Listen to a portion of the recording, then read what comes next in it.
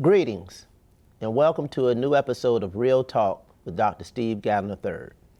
I'm very excited this morning to have two special guests as we have now descended upon nearly a month of spring football. But these individuals bring to bear tremendous experience, dedication, passion, and love for high school athletics. So that's what we're going to talk about this morning. We're going to be talking about high school athletics and the most recent dramatic changes that have impacted schools, not only in Miami-Dade County, but schools throughout the state of Florida. To the extent, what does that look like? What does the reclassification look like? How is it going to impact competition at the local level? How is it going to impact competition at the state level? How is it going to impact schools economically? As I've always said, I believe in the law of proximity. I believe in speaking to individuals who are closest to the issue to give the best perspective. Individuals who are the most impacted as we start to discuss policy positions, public relations. At the end of the day, these are individuals who are responsible for how the game is played between the lines, whether it's football, basketball, track, volleyball, soccer. High school athletics has been a tremendous opportunity and platform for our students to succeed, not only in school, but in life. Hell, I was a student athlete at Miami Northwestern Senior High School, and the lessons that I learned from athletics are lessons that still resonate with me today. So again, I'm very proud to have two individuals who not simply represent athletics, because to be involved in athletics, you have to believe in the position that it must be books before sports. We call them student athletes for a reason. Student is before the athlete. And these individuals bring tremendous amount of experience as educators, first and foremost, and as individuals who are deeply committed to the spirit, to the benefit, and to the value of high school athletics in Miami-Dade County Public Schools and beyond. It's my pleasure to introduce Ms. Renee McLeod, Athletic Director from Miami Carroll City Senior High School, and to also welcome Coach Jeffrey Bertani. The legendary coach, Jeffrey Bertani, from North Miami Beach Senior High School. And if you have not noticed, they are both representing District 1, and they bring tremendous amount of experience and perspective as athletic aficionados, but most importantly, educators who are deeply concerned and committed to children. Welcome. Thank you for having us. I know I gave that introduction by name, but if you could start, Ms. McLeod, by giving us your background, not simply with your role as an athletic director, but it's very important for our viewers to understand your professional journey that has brought you to this particular position today. Okay, thank you. Good morning, everyone. I entered Miami-Dade County Public Schools in approximately 1992, coming from the outside public sector accounting with Florida Power and Light. I had a love for kids, wanted to do something with kids to give back. So that's how I transitioned from the public sector into the academic sector. I'm a math teacher by trade. I've taught math my entire life up until last year, dual with athletics and mathematics. So about 13 years ago, a former principal, Mr. Fontana, asked me to come into the athletic realm mathematically to clean up some things for him. So I came in as a business manager, pursued that for 3 years, and then I went into the academic athletic director role. So for me, being on the athletic side of it, the student athlete part is important to me, and that's one of the things that I foster in my philosophy, maybe a little bit more because I was doing dual teaching and the athletic administrator. Were you a student athlete in high school? Yes, I went to North Miami Beach Senior High. Okay. I did play basketball, run track, and do softball there. Were you good? I was pretty good. We had, actually, if I could go back and tell you, we did have a basketball team. However, there were some things that were not allowed, that are allowed today as far as your sexuality, as I could say. So my coach was fired. So you had a decision whether you were going to stay there and graduate or if you were going to go to another school. It was my senior year, so I decided to stay. You said you were on the basketball team. What position you played?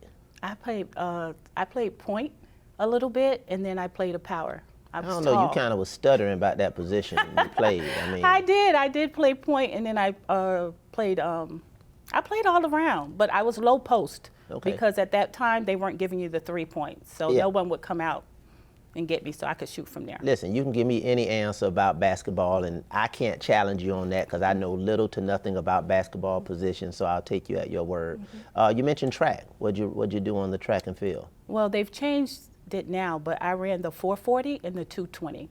So now it's in meters. Before it was in yards. Were you good? Yes, I was known as a quarter horse. Okay. That's what they call it. Okay. So you bring perspective as a former student athlete. Correct. As an educator. Correct. And obviously you have a perspective on the business side of athletics, which has been a tremendous issue that has resonated over the past several years, specifically at the collegiate level, where now students have an opportunity to monetize their brand. So the business side of athletics has really been elevated in sports at the collegiate level, and I believe that it may be just a matter of time when it penetrates the high school level, but we'll deal with that at the opportune time. Coach Yes, Battani, how you doing? I'm doing good. Good. I want to welcome you to Real Talk as well. Legendary coach, North Miami Beach Senior High School. Can you give our viewers a perspective of your journey that has brought you here to this Sure. particular I point? was kind of born into the profession. My grandfather was a football coach at Edison and Hialeah in the 50s and 60s. My father was the first head coach at North Miami Beach and later became a principal at American and Braddock. So I was kind of born into this profession. I knew early on, since I was 5, that I wanted to be the head coach at North Miami Beach. Be careful what you dream for, because they can't come true. But in all honesty, you know, I played at NMB. NMB is my home. I went to college after I played. I played football, basketball, and baseball at NMB, but played football as my primary sport. Went to college, and then I came home, spent 3 years in Miami Norland, coaching there and teaching there, and then I went over to North Miami Beach, and I've been the head coach there for 26 years. Head coach for 26 years. Yes, sir. Do you hold the record now for the longest head coach in I'm the Miami-Dade County longest Public tenured Schools? one in Dade County right now, yes, sir. The longest tenure period. Well, presently, I'm sure there was some before. No, I'm talking about right now. Correct. You're the longest serving head coach At one in the school, yes, sir. I mean, period, but at one school, yes, sir. But I think period, no? Yes, sir. Okay. And you're a graduate of North Miami Beach Senior High School. Correct. Did you all go to school together? No, No, he's sir. a little younger than I am. He's a little younger? Okay. What position you played, Coach? Quarterback. Were you good? I was pretty good, yes, sir. Starter? Yes, sir. Scholarship? Yes, sir. Where'd you go to school? University of Memphis in Tennessee. Okay. NFL aspirations? I did, but I wasn't that good. I think everybody does, but unfortunately my time came, and I always knew I wanted to get into coaching. So it was something that kind of just fit together for me. That name, Bertani, in the Miami-Dade County Public Schools, quite frankly, resonates around the issue of education. Your father was legendary as a school leader, so I am very, very understanding of the fact that education, service, children, championships, if you will, in the classroom and outside really ran through your blood. So I think it was definitely destiny for you to be on that particular trajectory. I want to come back a little bit to that experience you have. You have a very unique perspective. 26 years is a long time, period. Not simply as an educator, not simply as a leader, but at one school, dealing with one sport. How would you describe the changes of the past nearly, let me give perspective, nearly 3 decades? Correct. Nearly Yeah. 3 decades. It's changed dramatically. The things you used to be able to, or how you were able to coach kids, has changed dramatically. The discipline, everything involved with how you run your program, from time limits to ways you can practice, has changed. I don't necessarily think it's for the better, but I do understand why they're going there. But I do think that coaches should be allowed to run their programs with some supervision. But if they've done it well and done it the right way for so long, I don't think all these rules are good for it. I just think that we've taken the accountability out of the athletes themselves a little bit. I think their parents understand that and know that too, and you don't see the dedication and the loyalty that there used to be, especially with all the kids transferring around and everything of that nature. That for me is something that is baffling. I really can't conceive that. For those who recall, I was the principal at Miami Northwestern Senior High School for 7 years. I have a deep tree of coaches and athletes that have done tremendously well. When you look at the district landscape, other than Coach Battani, A lot of the coaches that are at many of the flagship schools came through a tree that I planted, I believe, when I was at Northwestern. And a tree, for the viewers, is where you have a coach who has a host of assistant coaches, has a host of players, and those assistant coaches become head coaches. Those players graduate, go to college, and they come back and coach. So when you start to look at the tentacles of your leadership and some of the decisions you make, that is how you somewhat determine your tree. But it's baffling for me to think about what it is like for you all to face the challenge of the disloyalty. The disloyalty from student athletes. Yeah, this is real talk. I said it. I'll say it again. So if you are part of that disloyal family, let's have at it. The disloyalty that I see and the abuse of the flexibility that many of our students have. Back then, I recall when I was a principal, you had to deal with, work with, grow and develop what's within your attendance boundaries. And it was a cardinal sin for you to get caught with your hand in the cookie jar of recruitment. The cookie jar is wide open right now. Student athletes can transfer where they would like.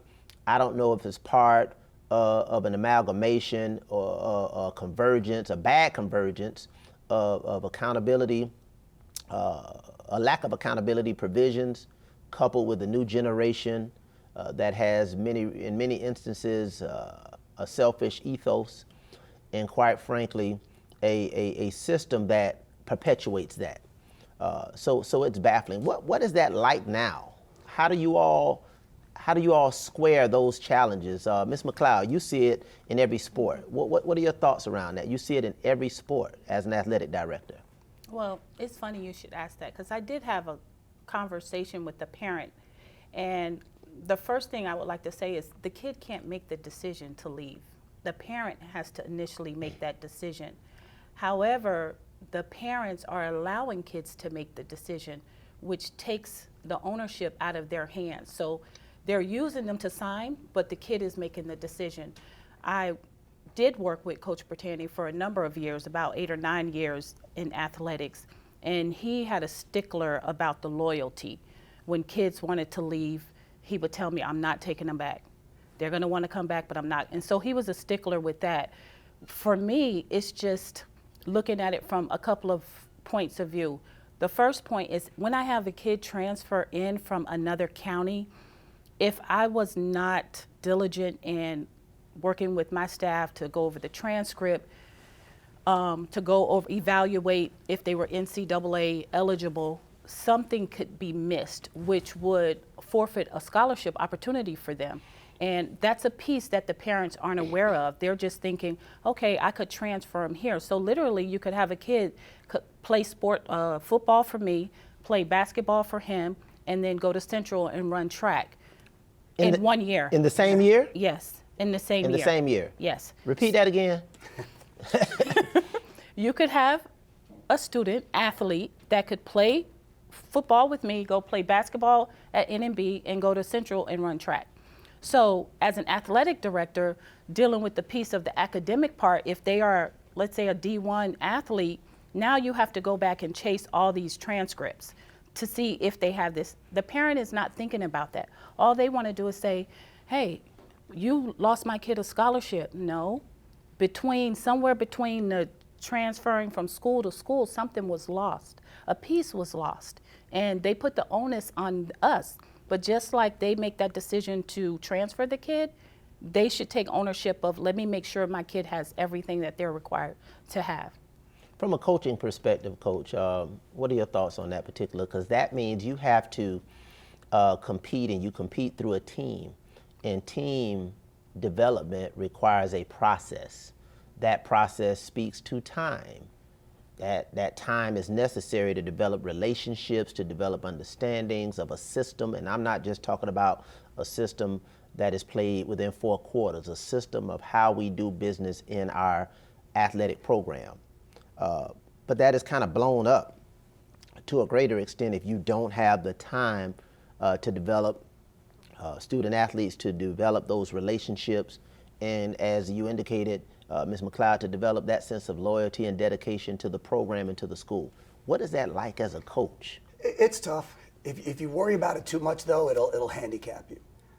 Like Ms. McLeod says, I'm a stickler for loyalty.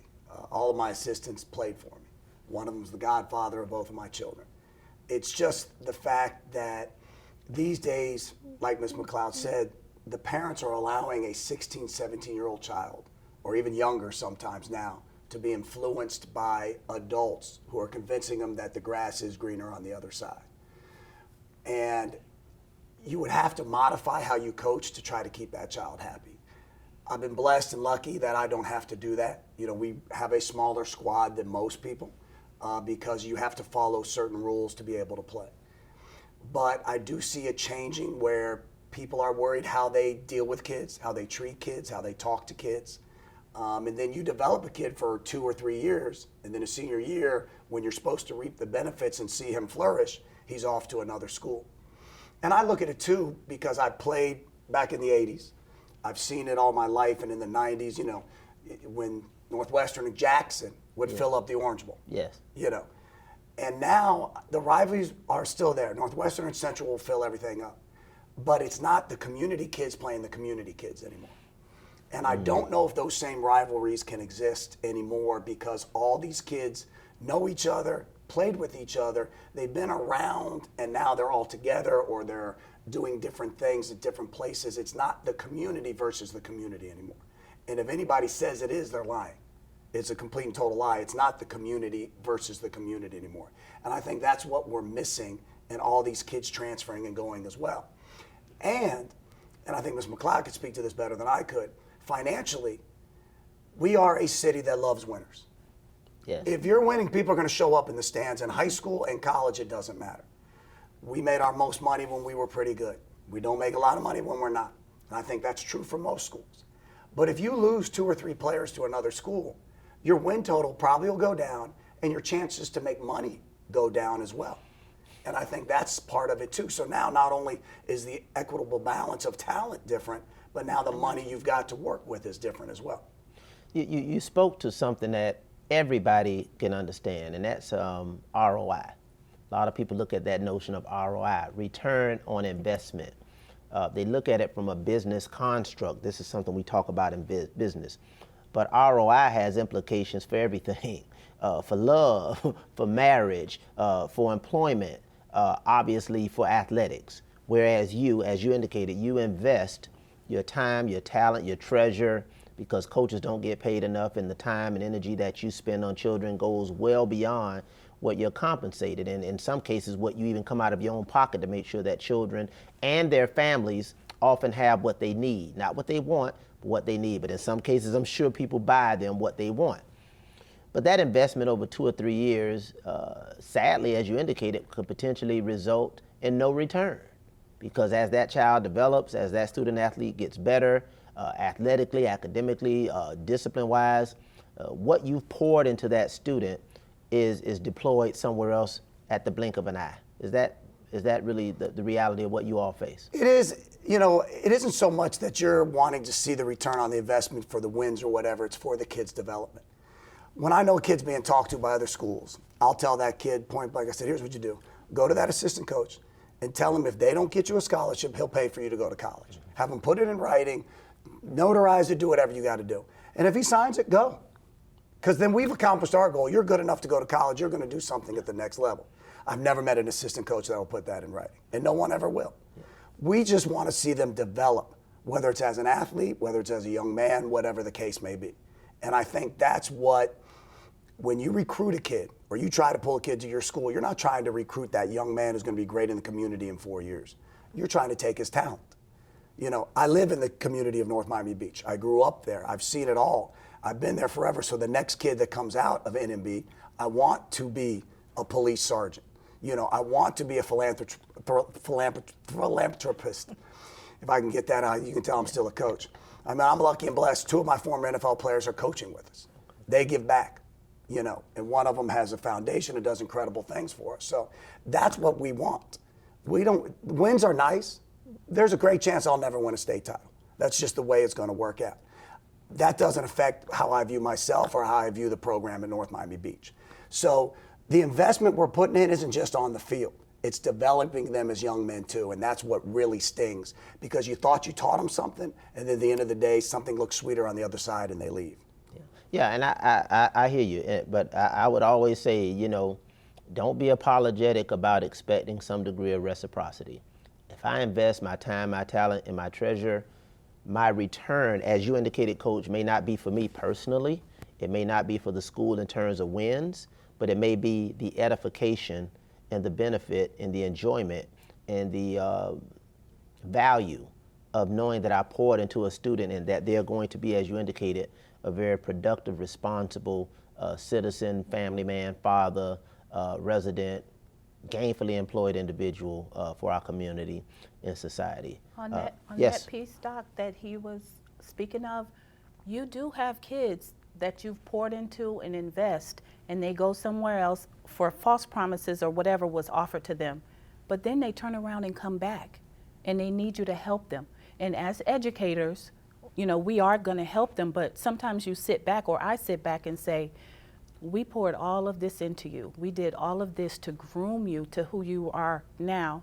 Someone said something to you to pull you, to use you for what they needed, for their ulterior motive, and now you're turned right back around 360, and I have to help you with getting you vetted to go NCAA eligibility to make sure that you can receive your full scholarship.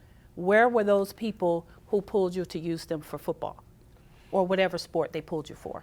Yeah, I think something you said, absolutely, Ms. McLeod, and what you said, Coach, resonated in terms of that we basically have lost deep community rivalries. These are rivalries not for community purposes, rivalries for school purposes, and I think that high school athletics has always been a community platform, a community benefit, a community event. And obviously with the challenges that we face, I applaud each and every one of you for your continued work and willingness to navigate through something. Obviously, it's not for the money. We know what you all get paid in terms of supplements and stipends.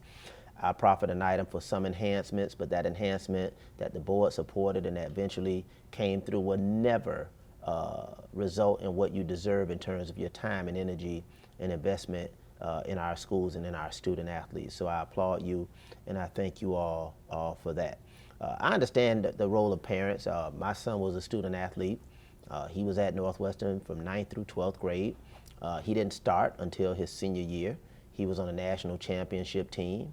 But obviously being on a national championship team with some of the stellar players of their generation, we understood the need to wait and stay committed and stay loyal. I mean, he could have transferred other places at the time and transferred under the radar because it would not have been, one of the top athletes that we know, the Sean Spence, the Ja'Cory Harrises, and Levante David now, though, he was not as noted as Sean Spence at the time, but obviously he is one of the most stellar linebackers we have in the NFL, and even a better human being. So shout out to Levante David. I think he just had a newborn, so congratulate to him and his wife. But we had those kind of circumstances where our students had to stay put, and our parents kind of supported that. You had some few that would go and do address changes and deviate and things of that nature to make it happen. But as you indicated, Ms. McLeod, it's really the children who are driving that, and our parents, in some cases, are just along for the ride. When you look at many of those challenges we face with that particular issue, now comes the state. We had several years ago where I brought an item and challenged the state with the full support of my colleagues on the board to hold them to an account on the classification structure based on their bylaws.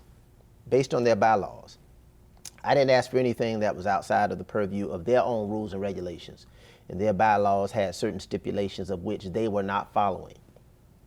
They conceded to implement a classification structure in compliance with their own bylaws, which eventually was beneficial to Dade County. And in football specifically, we ran the tables. in terms of championships that came out of South Florida. I don't know if it was like 7 out of 8. I mean, we ran the tables for several years. Fast forward to some of the issues that I'm sure they had some challenges with. We have the pandemic, and the numbers in South Florida were horrifically high. But over in Northern Florida, they had different dynamics relative to the positivity rate. So they wanted to move their season opening schedule for training, et cetera, irrespective of what was happening across the state. So as a state association, it's not the Northern Florida High School Athletic Association, it's not the South Florida High School Athletic Association, or the West Florida, or the East Florida, and I think you get the picture. It's the Florida High School Athletic Association, and they should be representing the interests and values and benefits of the entire state. But they said, you know, to hell with that too, and they moved forward with a different schedule for, was it fall practice or spring practice? Fall. It was Fall that practice, and they understood that. So that was one of the most egregious, or at least I thought would be one of the most egregious acts of disrespect and dismissal of South Florida. But I thought it couldn't get any worse. Now we have a new reclassification system called the urban, metro, suburban, and independent. And Coach, we sat at the table with a member of that particular committee, Representative Arza, who received our feedback, and he actually went back and proffered an item to try to have that corrected, or at least have the body to take a second look. Unsuccessful. But before we get to that, what were your thoughts on this whole restructuring from a coaching standpoint and from an athletic standpoint? I think it's obvious they did it because of the success Dade and Broward were having with the victories and with the state titles. I think that was abundantly clear. Like you said when you were talking about the different areas, now it's become a rural and suburban FHSAA as opposed to one for everybody else. The old system went, like you said, by their bylaws, and now they've changed it to represent what they believe is equitable because the larger schools they think are winning more titles than the other, when in fact, if you have the same number of students for everybody, it doesn't matter what area you live in. So I think it was a blatant attempt by them to try to limit the success we've had down here. So when I look at it from an athletic director's point of view, I'm looking at it as an overall for my athletic programs. The only sport that it affects is football. So that right there lends your interpretation to say, I need to change the dynamics of this because the football is being won by the South Florida schools. And if it did not, then it would foster to every other sport, not just football. Do you, so when you look at the football dynamic, and despite their classification titles, when you talk about suburban, naturally you're thinking what demographic? White, affluent, rich. Mm-hmm. When you're thinking rural, you may be thinking more white, some Hispanic, mm-hmm. but not so rich. But when you think about metro, is it metro or urban? Metro. Metro. I guess that's the connotation for black, Hispanic, not so rich. Many people have lamented about the fact that it does have some racial undertones, some economic undertones, and one individual even went as far as to look at the data points and would say that the demographics in the schools that are within the metro structure are predominantly communities of color and communities of poverty, poor black and Hispanic kids that choose to compete in athletics. And if you look at the schools that are most affected, those were predominantly African American schools, whether it was Dade, or Broward, or Palm Beach, predominantly African American schools. One will be quick to say that the state, and this is not the State Department of Education, let me be very, very clear. This is the Florida High School Athletic Association. Quick history, founded in the 1920s by a group of principals in Gainesville, Florida. So I'll just leave it there. Has been around all of that time. Gainesville, Florida, 1920s, high school principals. That is what was the impetus and the foundation of the Florida High School Athletic Association. Many people describe it as a good old boys network. Yes, we have representation to some extent, but the representation is not necessarily on parity based on the numbers served in certain communities. It's based on geographical areas. And it's been widely believed that the northern Florida area has the most votes, even though they may not have the highest representation for the student population. The largest numbers in student population is clearly Miami-Dade, Broward, you go Palm Beach, you go Orange County, you go Duval County, and then you get up in some areas like a Hillsborough or Pinellas. We're not talking about those amongst the 67 counties. We're talking about some small districts that are really pulling the strings on some of those issues. We ran a test, I would think, in Miami-Dade County because I was very vocal across the state around the issue of should we just pull out? Should we pull out of the Florida High School Athletic Association? My colleagues fully supported an item to explore that. We went through that exploration. Staff came back with some recommendations and some actual experiments. One experiment was to have a tri-county championship, a tri-county structure. That was done. What was that experience like, if any one of you can recall? It was done 1 year, correct? Yes. Yes, it was during the pandemic. I thought it was well put together in a short amount of time, which is incredible to do it with so many different schools and personalities and what everybody's trying to get from it.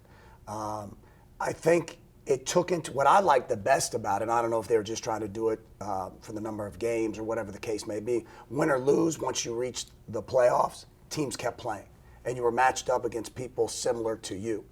I think what you're going to see with their new structure, and just to hit back for a second when you were talking about how they didn't care during the pandemic year about when we start and they start. Well, I actually got to sit on some of those meetings they had, and it was embarrassing how little they cared about what was going on down south with us and the numbers and what we could and could not do in retrospect to what they were doing.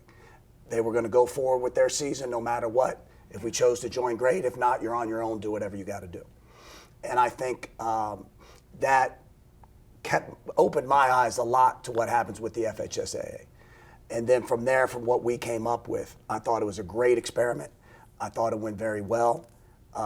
Now, we did play for the championship, so I'll put that into context as well. But in all seriousness, I just thought it was a great experience. The kids got a lot out of it that I don't know if they would have gotten from the FHSAA that year.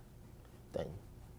So I think looking at it from two perspectives. From that perspective there, I feel like it was a great initiative. I felt like if we had more time to develop it, it could become something big where we could step back and revisit, do we want to be a part of FHSAA? Do we want to participate in that? Because if you think about all the championships that were won, they're basically down here in South Florida. So you're going to draw that. That lends itself to the financial aspect of it.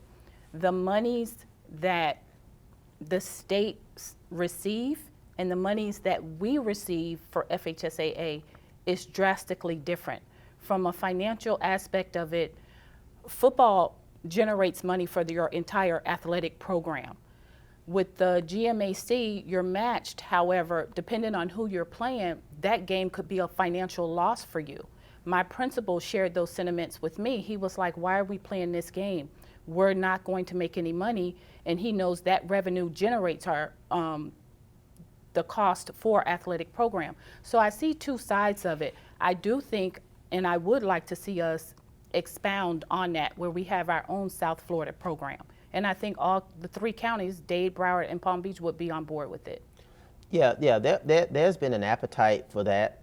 There's been a lot of rancor, a lot of cacophony around that, and I've been as supportively involved with people who speak on the issue, but I've been very candid about those who have spoken on the issues about, we should do this, we should do this, we should do that.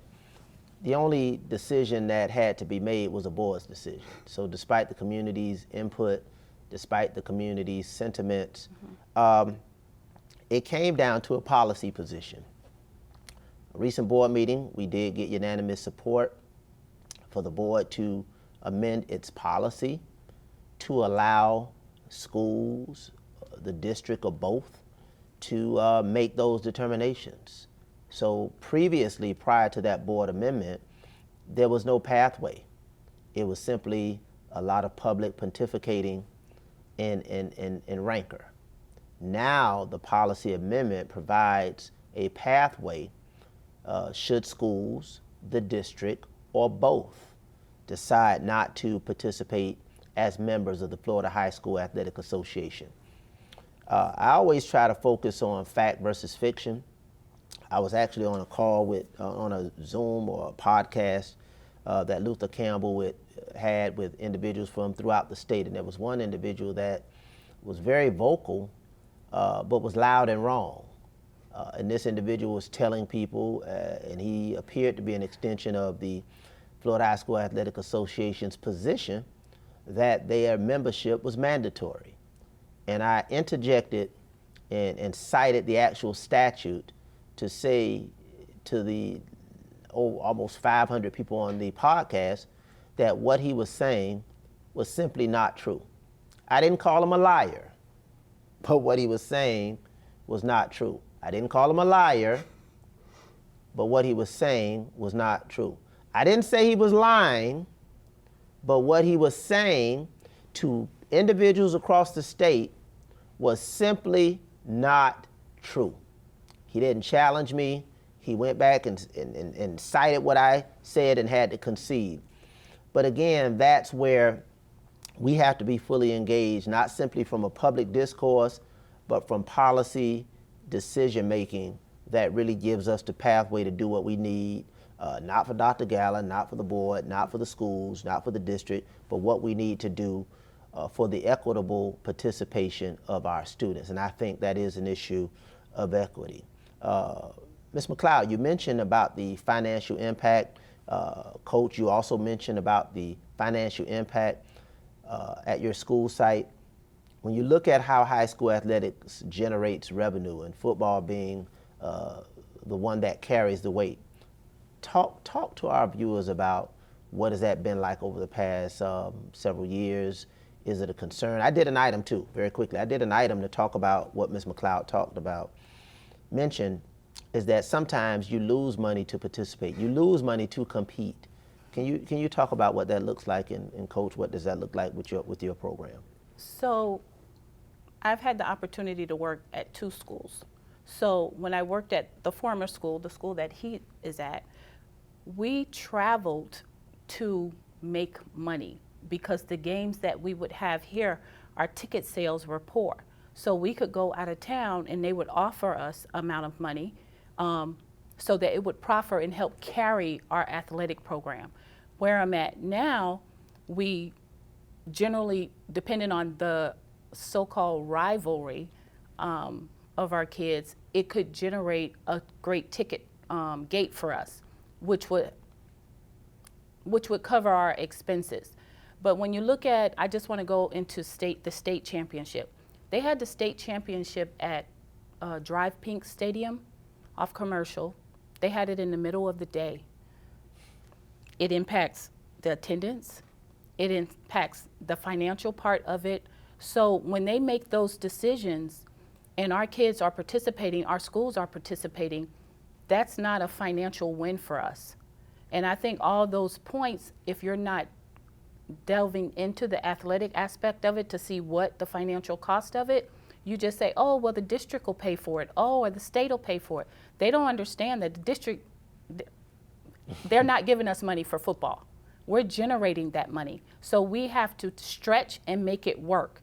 And those things are just not brought to the table. Coach? And like Ms. McLeod said, we do travel. You know, we'll go out of town 2 times this year because we'll make money off of those games. You know, the crowds they bring in, we play in front of 10, 15,000, and they also give you a guarantee of how much money they'll give you just to come up. That's changed because 10, 15 years ago, there were more people coming to games.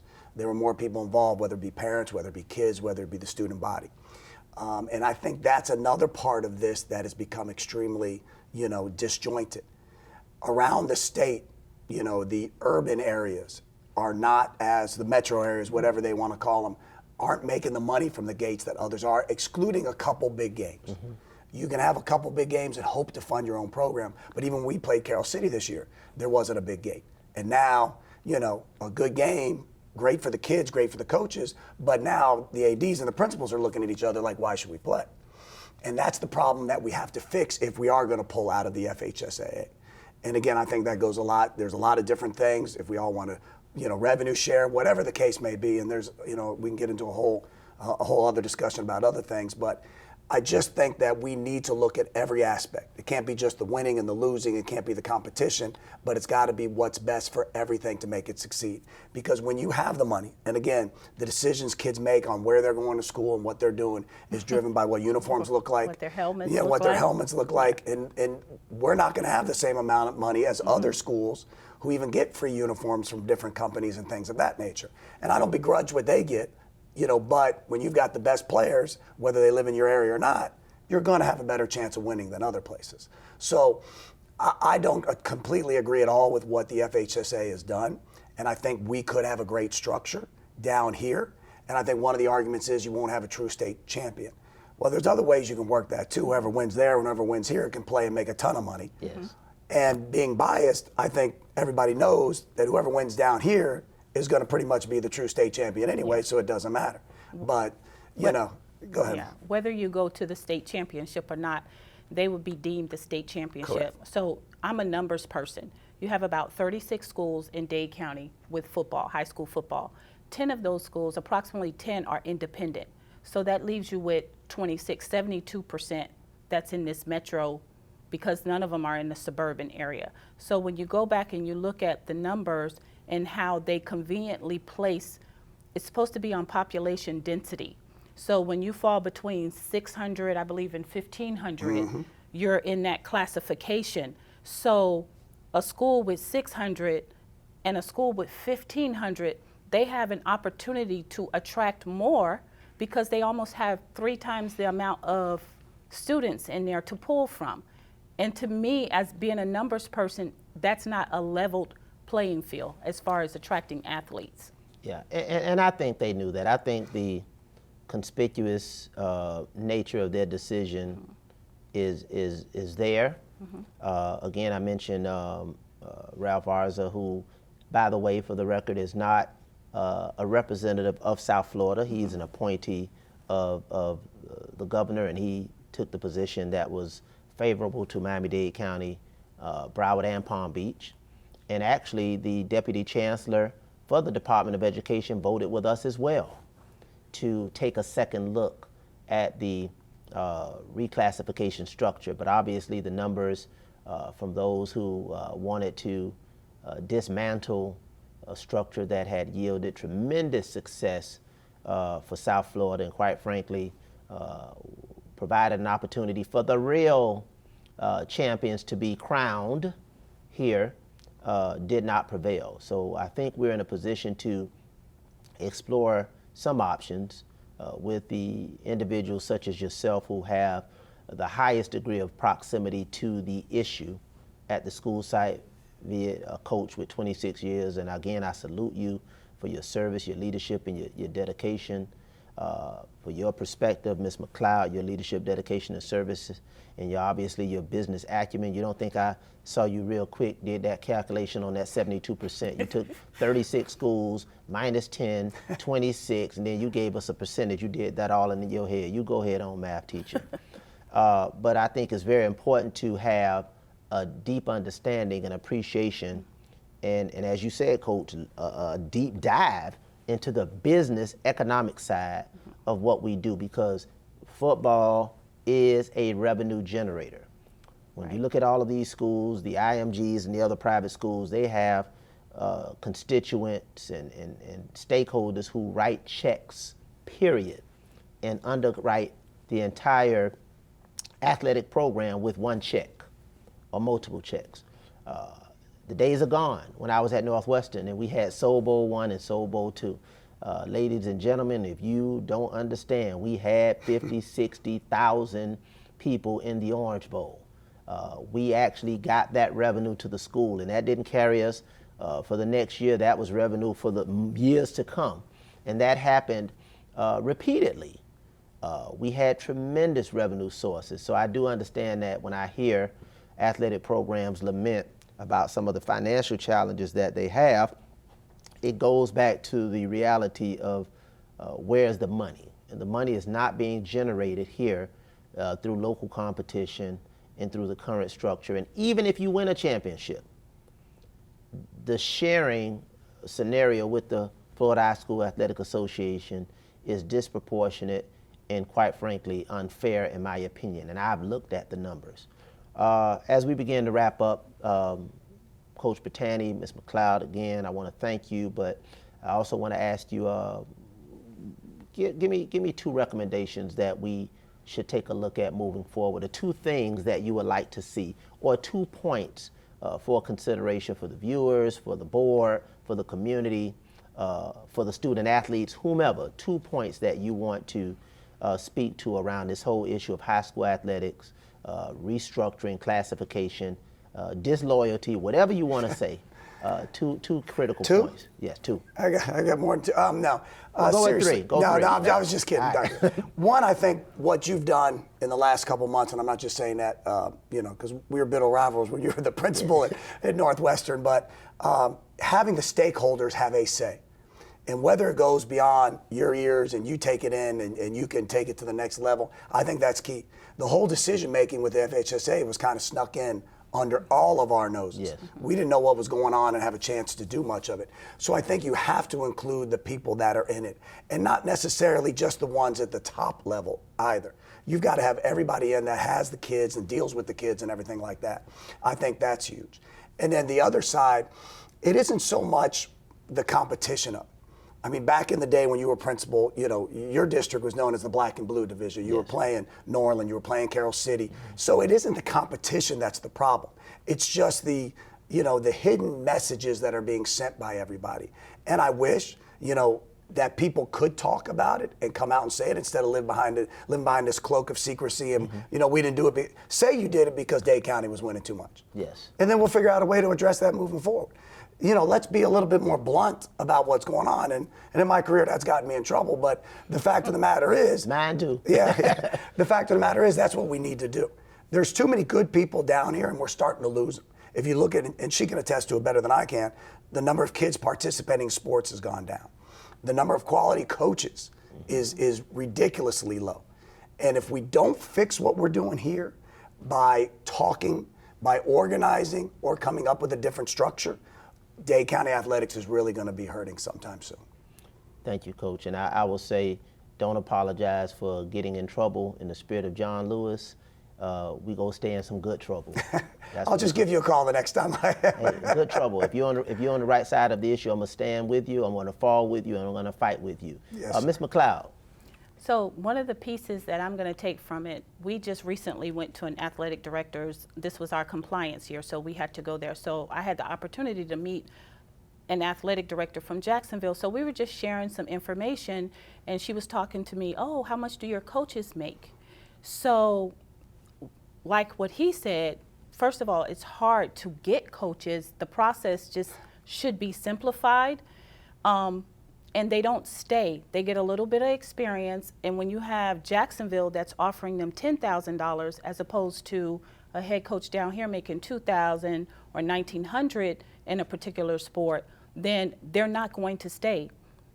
That's one of the issues I have. And then the other one, if I could just put this out here, it's not really directed for FHSAA, it's just a board item. So we have what's a helmet, where we have to send helmets out for reconditioning, everybody. It has to be certified, they're 5 years in compliance, and then they're no longer in compliance. Those are mandatory, that's mandatory. That's a federal law that we have to abide by. Where can we find resources where the district, like Broward County, our neighboring, is responsible for the helmets and not the individual school? I think we allotted about approximately $5,000 for reconditioning. So if you have a set of helmets, let's say 110 helmets, and your bill is $6,000 or $7,000, it's a deficit right there. So I'm I'm speaking about the money part of it, so I'm just being real and candid.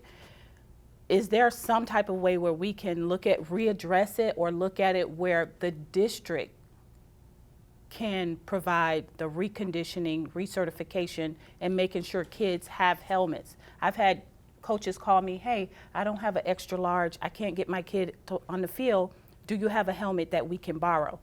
Right now we're in a pickle because those people who did not send their helmets out for reconditioning, due to COVID, there's a lack of pieces, equipment, helmets.